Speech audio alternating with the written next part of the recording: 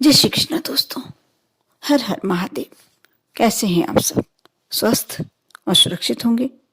दोस्तों, आपने भी कभी देखा ही होगा कि अक्सर अक्सर लोग आपस में यही शिकायत करते दिखते हैं जब भी बातें करते हैं।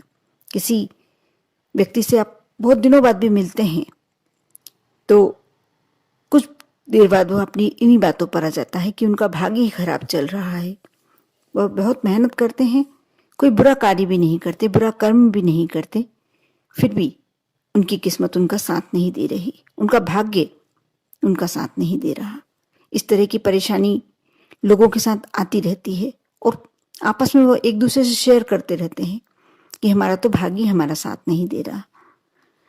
यूँ तो हिंदू शास्त्र में ऐसे कुछ बहुत सारे पूजन पाठ, देवी देवता बताए गए हैं जो आपकी सारी समस्याएं, आप उन पूजन करते हैं, अपने इष्ट को मनाते हैं, आपकी बहुत सारी समस्याएं दूर होती हैं। आपकी जो दुर्भाग्य का समय चल रहा है सौभाग्य में बदल जाता है। लेकिन और साथ में ये भी कहा जाता है कि जितनी आप मेहनत करेंगे उसका प्रतिफल आपको मिलेगा।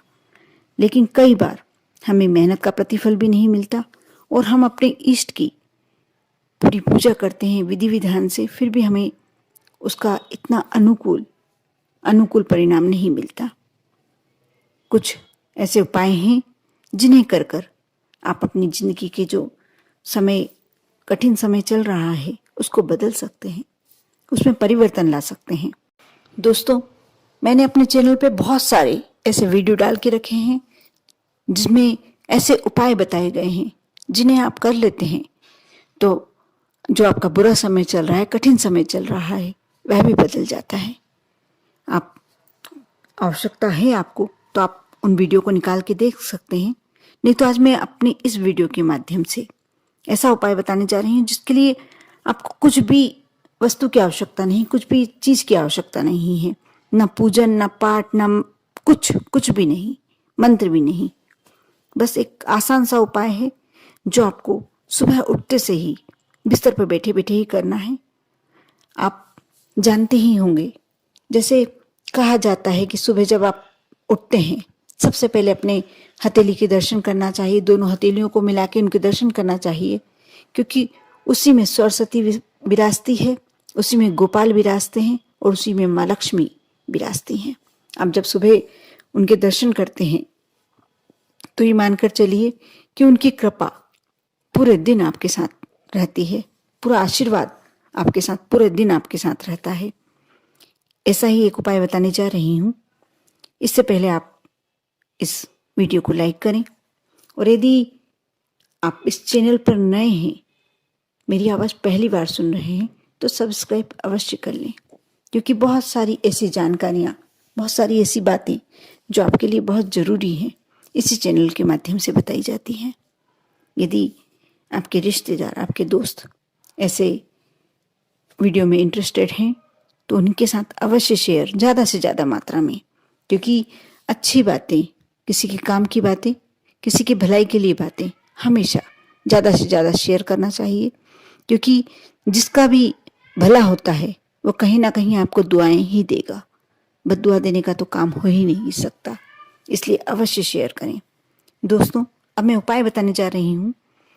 आप जैसे ही सुबह उठें तो बिस्तर से नीचे उतरने से पहले ही अपने दाहिने हाथ से, आप यदि लिखने के लिए दाहिना हाथ यूज़ करते हैं तो दाहिने हाथ से, नहीं तो बाएं हाथ से भी कर सकते हैं, बाएं हाथ का इस्तेमाल भी कर सकते हैं।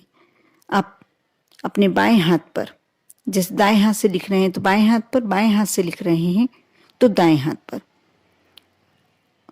ऐसे अपने इष्ट, जो भी आप मंत्र करते हैं, जो भी आपका मंत्र है, फेवरेट मंत्र जो आप दैनिक दिनचर्या में करते हैं, उस मंत्र को लिखें।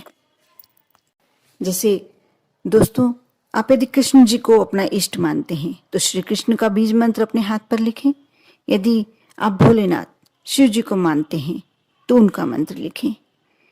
इस तरह जिस भी देवी देवता पर आपको विश्वास है, अपना इष्ट मानते हैं या उनका प्रतिदिन ध्यान करते हैं, तो उनका मंत्र के नाम भी अपने हाथ पर लिख सकते हैं।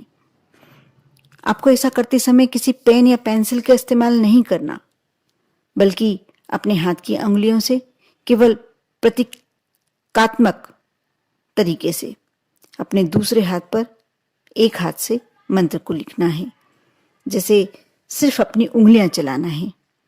अब आगे हम बताने जा रहे हैं कि इस उपाय को क्यों किया जाना चाहिए। मैं इसके पीछे का कारण बताने जा रही हूँ। आप बहुत ध्यान से सुने और इसकी सार्थकता जाने। जैसे शास्त्रीय मत के अनुसार हम अपने हाथों की लकीरों में ही अपनी किस्मत को पाते हैं। ये तो आप भी जानते ही होंगे कि हमारी लकीरें जो होती हैं वही हमारे भाग्य को इंगित करती हैं। ये लकीरें हमारी किस्मत का लेखा जोखा होती हैं। क्या पाएंगे और क्या गवाएंगे, ये सभी इन्हीं लकीरों में दर्ज है। इसलिए सुबह सुबह पवित्र समय में भगवान का नाम अगर आप इन लकीरों पर लिख दें, इन लकीरों पर आ गया या मंत्र, तो आपकी किस्मत पर उस परमेश्वर का नाम लिख दिया जाएगा। लिखा गया समझो। अब जब ईश्वर स्वयं आपकी किस्मत का हिस्सा बन जाएंगे तो आपके जीवन के आने वाले संकट बिल्कुल दूर हो जाएंगे, अवश्य दूर हो जाएंगे। कोई संकट रहने वाला ही नहीं है। इस काम को करते समय दिल से ईश्वर से प्रार्थना अवश्य करें। ऐसा करने से आपको सुबह सुबह इच्छा शक्ति प्राप्त होगी और पूरा दिन अच्छा गुजरेगा। आप जहाँ भी जिस भी काम के लिए निकलते हैं, जो भी कार्य करना चाहते हैं, जो भी अपना शेड्यूल बनाते हैं, जो भी अपने कार्य के लिए रूपरेखा बनाते हैं, उसमें आपका इष्ट, आपके भगवान आपका साथ देने वाले हैं। आपको दुर्घटनाओं से बचाने वाले हैं, कोई परेशानियों से बचाने वाले हैं, कलह से बचाने वाले हैं, तनाव से बचाने वाले हैं। ये मानकर चलिए कि जैसे हमारा साया हमारा दिन भर साथ नहीं छोड़ता है, उसी तरह हमारे इष्ट भी हमारा साथ नहीं छोड़ेंगे। क्योंकि सुबह उठते से ही हमने अपने ऊपर, अपनी लकीरों पर उनको रेखित कर लिया है, लिख लिया है, तो फिर कैसे वो अपना साथ छोड़ सकते हैं। वो आपके साथ हो जाएंगे पूरे 24 घंटे के लिए, आपके साथ किसी भी परेशानियों से आपको बचाने के लिए, किसी भी कठिनाइयों से आपको दूर करने के लिए। आप यदि आर्थिक रूप से कार्य करने निकलते हैं तब भी वह आपके साथ रहेंगे और आपको ज़्यादा से ज़्यादा प्रतिफल मिलने की कोशिश करवाएंगे। यानी आप ये मानकर चलिए कि आपके साथ वह हमेशा रहेंगे। आप विश्वास और श्रद्धा के साथ यदि कार्य करते हैं तो एक बार करने में क्या जाता है, ट्राई करके देखिए। दोस्तों, सिर्फ एक बार ट्राई करके देखिए, क्योंकि करने में क्या जाएगा, कोशिश करने में। और आपको किसी विशेष वस्तु की आपको व्यवस्था भी नहीं करनी। सिर्फ सुबह का 2 मिनट का समय आपको निकाल कर ये कार्य करना है, वह भी उठते से ही। कई लोग बिस्तर पर उठने के बाद 2 मिनट तो विश्राम करते ही हैं बैठे बैठे। आपको उठते समय में ही अपना ये कार्य कर देना है।